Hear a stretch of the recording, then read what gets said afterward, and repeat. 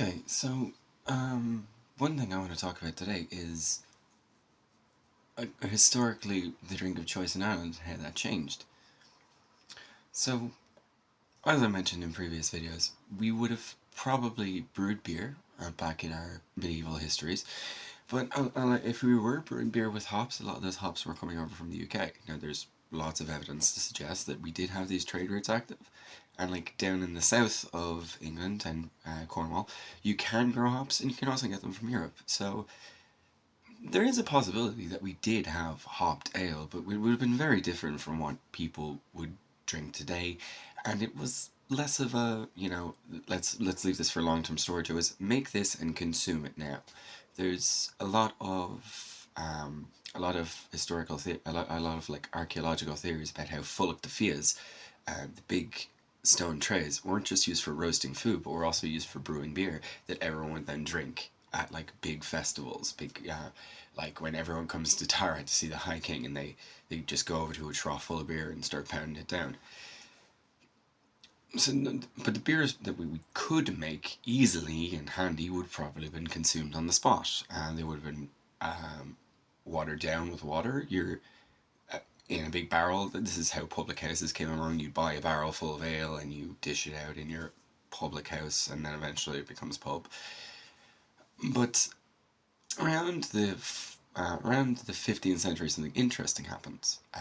Henry VIII decides he wants a divorce. He divorces. He leaves the Catholic Church and forms the Church of England. Although the Pope had considered granting him a divorce, it was really more so it would have been a bad look for him, because I think he was related to Catherine of Aragon. But now that Henry's shutting down all these monasteries, a lot of monks are leaving, and the thing is, prior to this, there was that knowledge. The knowledge they had was probably already disseminated around the community. People would go to monks and monasteries to learn how to read, how to write. We get the word cleric.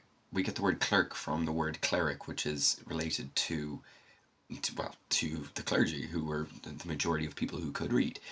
And also back then, like, the vow of celibacy wasn't exactly followed all the time. So there's a good chance that there was one or two abbots or monks who had like a kid on the side, and they probably passed on the knowledge of distillation to their children.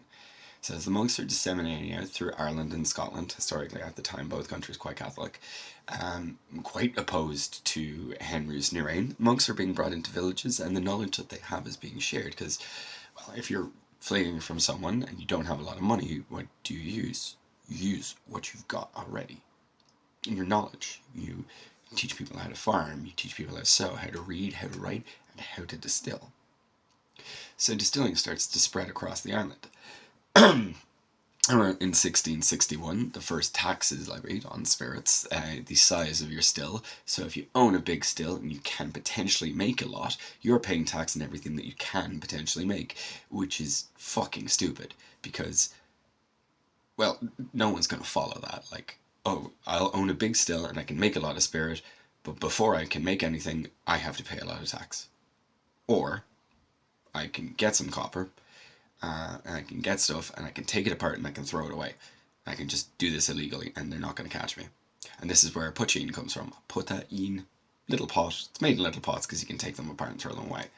And poitín's reputation actually gets better than the legal stuff, because a lot of the people who are making legal whiskey are making it, well, they're making it at a profit. They're selling it as Parliament, and it's disdained by a lot of people because they're like, there's no love or trade in this craft.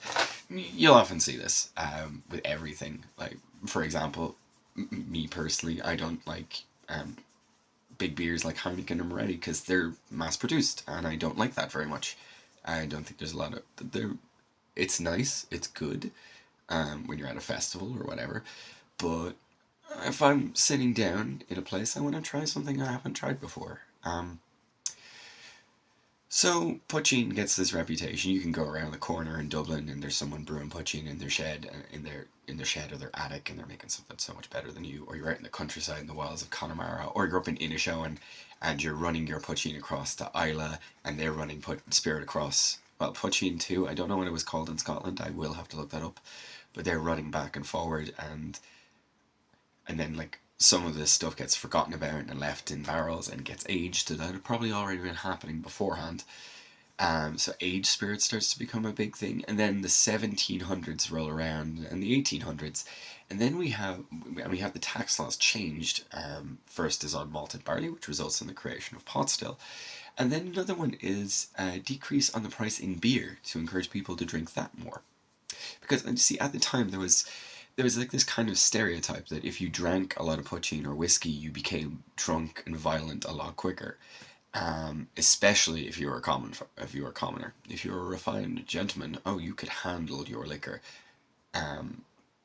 So whiskey starts to kind of become the thing that the middle and upper classes drink, whereas when Arthur Guinness brings over London Dry Ale or London Dry Porter to Ireland, that becomes the thing that regular people start to drink because it's cheaper, it's easier to get your hands on, and the country makes a shift away from drinking whiskey with the general populace, because obviously if you're general populace and this is cheaper to you and it's easier to make, you're going to drink that instead.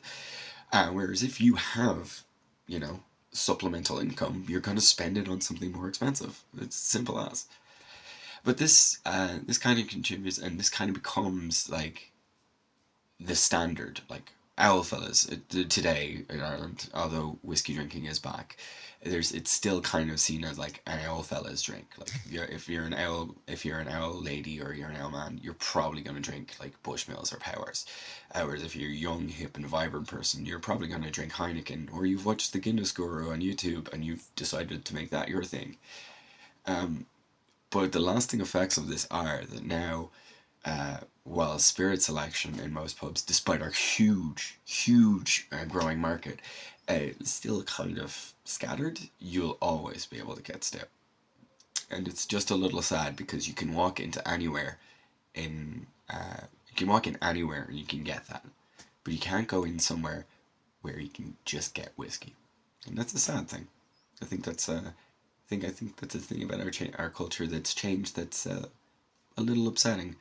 Though there is still that little rural thing of I know someone who makes poitín, and well, we're having a big wake. Everyone's getting together. It's like we're back in the 1600s when someone pulls out a bottle marked "This isn't wine," and we know it might be our wake next.